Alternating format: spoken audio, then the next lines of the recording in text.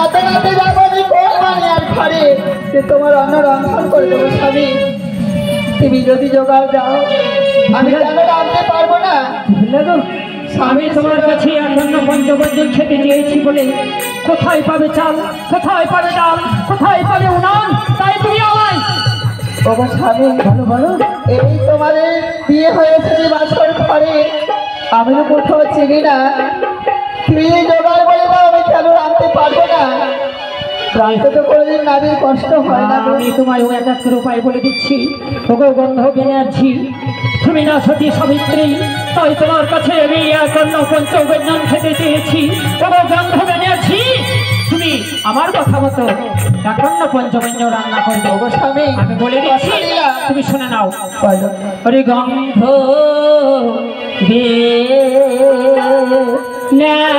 বেনার্জি, ওরে খুদায়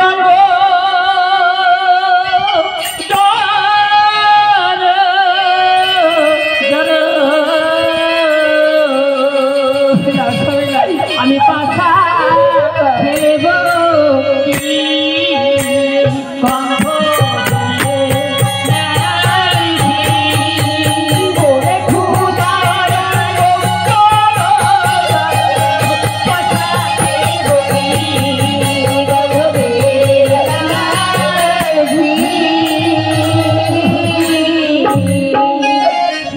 কোথায় পাবো বলবো চলো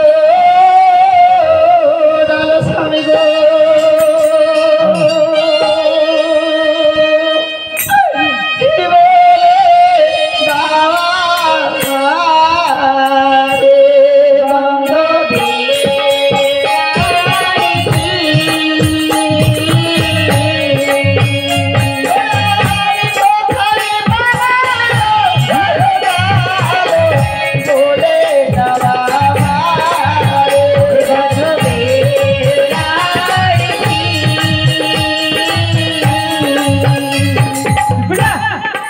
তোমার সঙ্গে যখন আমার বিবাহ বছর হয় সেদিন যেন আমার মাথায় এসে আমার অলগন এসেছে কখনই চাও দেখে দিয়েছে। তাই আমার আজকে তো বাচ্চারা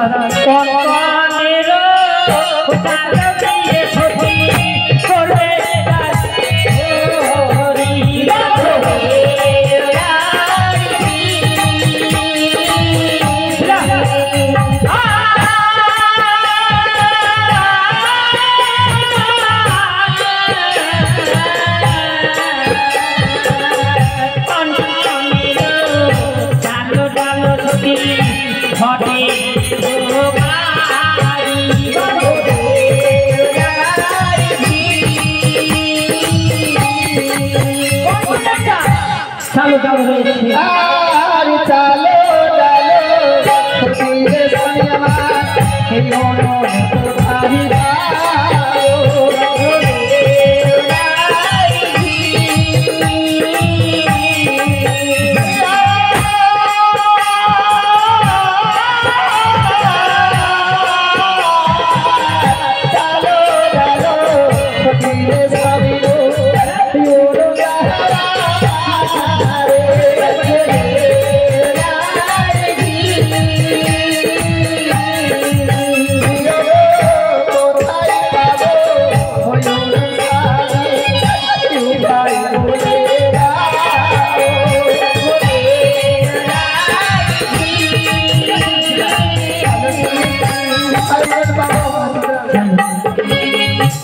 কোথায় পাবে?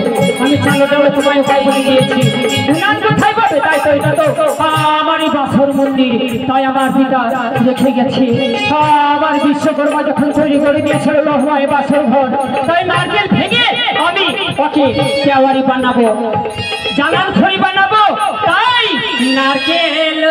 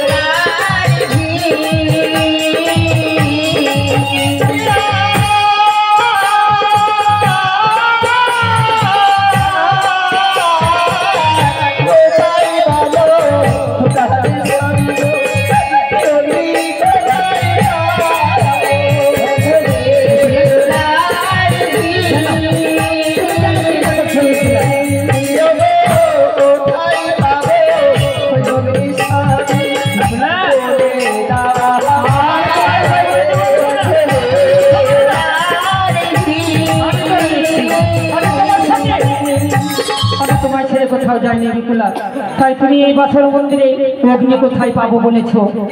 আমি জানি তুমি সতী সাবিত্রী। তোমার সঙ্গে যখন আমার পিতা বিবাহ হয়ে যায়, তাই তোমার যে পরনে রয়েছে এই শাড়িখানা যেমন তেমন শাড়ি নয় বিপুলা। এই শাড়ি হচ্ছে আমার ব্রহ্মা বিষ্ণু মহেশ্বরের কাছে দান। আমার পিতা তাদের কাছে হস্তে তুলে নিয়ে এসে তোমাকে দান করেছে, তাই এটা নাম হচ্ছে অগ্নি পাটের শাড়ি। আরে অগ্নি পাটের শাড়ি দিয়ে সখী অগ্নি